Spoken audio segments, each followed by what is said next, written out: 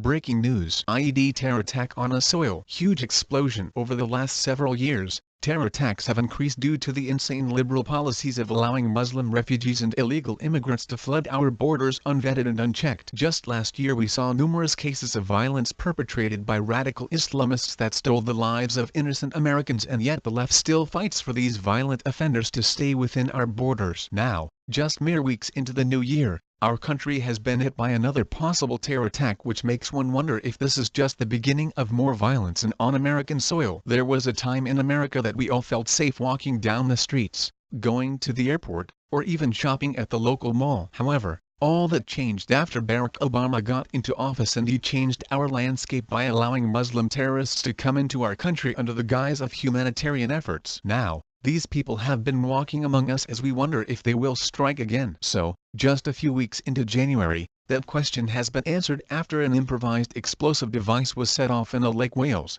Florida mall earlier this evening. The attack happened at the Eagle Ridge Mall near the mall entrance of JCPenney, and thankfully no one was hurt during this attack. Here is more from 10 News. The Lake Wales Fire Department responded to a call about a fire around 5:22 p.m. Sunday evening. The fire broke out at the Eagle Ridge Mall located in Lake Wales, and the fire department discovered smoke coming from a corridor next to the mall entrance of JCPenney. The department personnel discovered an improvised explosive device that was set off in the mall corridor. More improvised explosive devices were found in a backpack nearby. Thankfully, there have been no reported injuries and the roof sustained some damage. The mall has been evacuated and the department has launched a criminal investigation along with Lake Wales Police Department, the Polk County Sheriff Office, the State Fire Marshal, and the Hillsborough County Bomb Squad. Authorities continue to search for a person of interest who has been described as an onlooker as a heavy-built, white, middle-aged man wearing a gray shirt and a gray hat. Stay with 10 News for further details on this developing situation. As the report stated,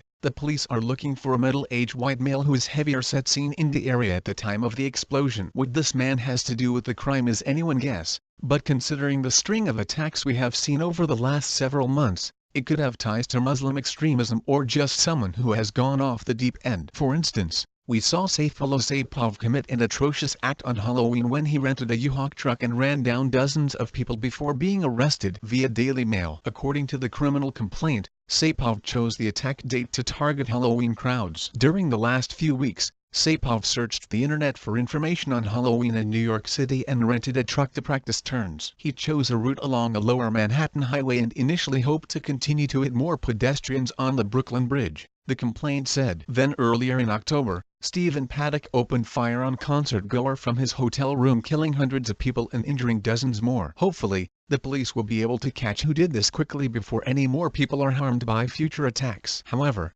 this is to be expected when you leave our borders open and fan the flames of division in our country with violent liberal rhetoric. It would not be a surprise to learn that the person who committed this crime is either a member of Antifa, ISIS sympathizer, or a liberal follower who is upset over President Trump's decision not to grant amnesty to millions of dreamers. Either way, it is time that there are harsher consequences doled out to those who commit these sorts of crimes, or we will only see them continue.